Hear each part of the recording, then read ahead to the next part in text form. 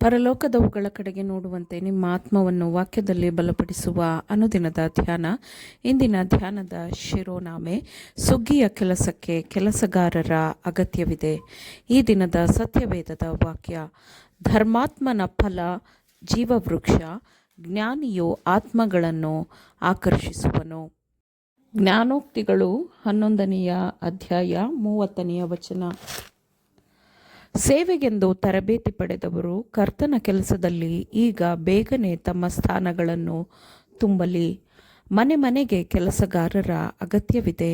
ಜನರಿಗೆ ಸತ್ಯದ ಬಗ್ಗೆ ಏನೂ ತಿಳಿದಿಲ್ಲದ ಸ್ಥಳಗಳಲ್ಲಿ ದೃಢ ನಿಶ್ಚಯದ ಪ್ರಯತ್ನಗಳನ್ನು ಮಾಡಲು ದೇವರು ಕರೆ ನೀಡುತ್ತಾನೆ.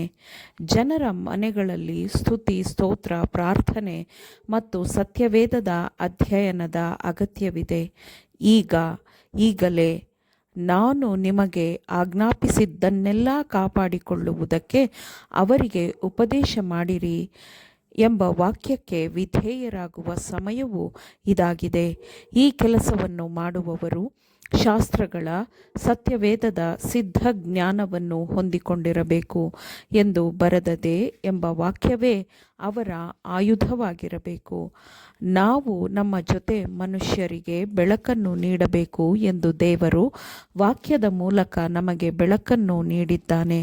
ಕ್ರಿಸ್ತನು ಹೇಳಿದ ಸತ್ಯವು ಹೃದಯಗಳನ್ನು ತಲುಪುತ್ತವೆ. ಕರ್ತನು ಹೀಗೆ ಹೇಳುತ್ತಾನೆ ಎಂಬುದು ಬಲವಾಗಿ ಕಿವಿಗೆ ಕೇಳಿಸುತ್ತದೆ ಮತ್ತು ಪ್ರಾಮಾಣಿಕವಾದ ಸೇವೆಯನ್ನು ಮಾಡಿದಲ್ಲೆಲ್ಲ ಫಲವು ಕಾಣಿಸಿಕೊಳ್ಳುತ್ತದೆ. ಕರ್ತನು ಕ್ರಿಯೆಗೆ ಕರೆ ನೀಡುತ್ತಾನೆ.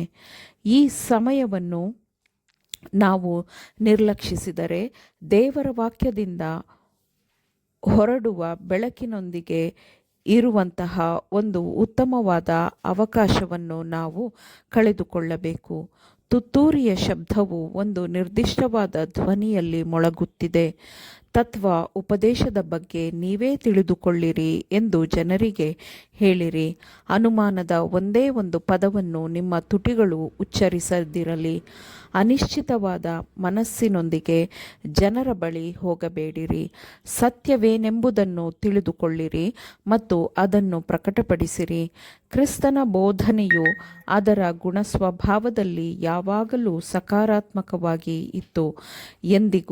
ಎಂದಿಗೂ ಅನುಮಾನದ ಭಾವನೆಗಳನ್ನು ಉಚ್ಚರಿಸಬೇಡಿರಿ. ದೃಢವಾದ ಸಂದೇಶವನ್ನು ಒಂದು ನಿರ್ದಿಷ್ಟವಾದ ಧ್ವನಿಯಲ್ಲಿ ಪ್ರಕಟಿಸಿರಿ. ಕಲ್ವಾರಿಯ ಮನುಷ್ಯನಾದ ಆತನನ್ನು ಮೇಲಕ್ಕೆ ಮತ್ತು ಉನ್ನತಕ್ಕೆ ಎತ್ತಿರಿ. ಕ್ರಿಸ್ತನ ಶಿಲುಬೆಯ ಉನ್ನತೀಕರಣದಲ್ಲಿ ಒಂದು ಬಲವಿದೆ.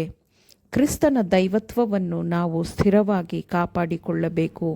ಆದರೆ ನೀವು ನನ್ನನ್ನು ಯಾರನ್ನುತ್ತೀರಿ ಎಂದು ಕ್ರಿಸ್ತನು ತನ್ನ ಶಿಷ್ಯರನ್ನು ಕೇಳಿದಾಗ, ನೀನು ಬರಬೇಕಾದ ಕ್ರಿಸ್ತನು ಜೀವಸ್ವರೂಪನಾದ ದೇವರ ಕುಮಾರನು ಎಂದು ಪೇತ್ರನು ಉತ್ತರ ಕೊಟ್ಟನು. ಅದಕ್ಕೆ ಯೇಸು, ನೀನು ಪೇತ್ರನು, ಈ ಬಂಡೆಯ ಮೇಲೆ ನನ್ನ ಸಭೆಯನ್ನು ಕಟ್ಟುವೆನು, ಪಾತಾಳ ಲೋಕದ ಬಲವು ಅದನ್ನು ಸೋಲಿಸಲಾರದು ಎಂದು ಕ್ರಿಸ್ತನು ಹೇಳಿದನು. ದೈವಜ್ಞಾನದ ಒಳ್ಳೆಯತನದ ರಹಸ್ಯವು ದೊಡ್ಡದು, ಅದು ಬಹಳ ಶ್ರೇಷ್ಠವಾದದ್ದು.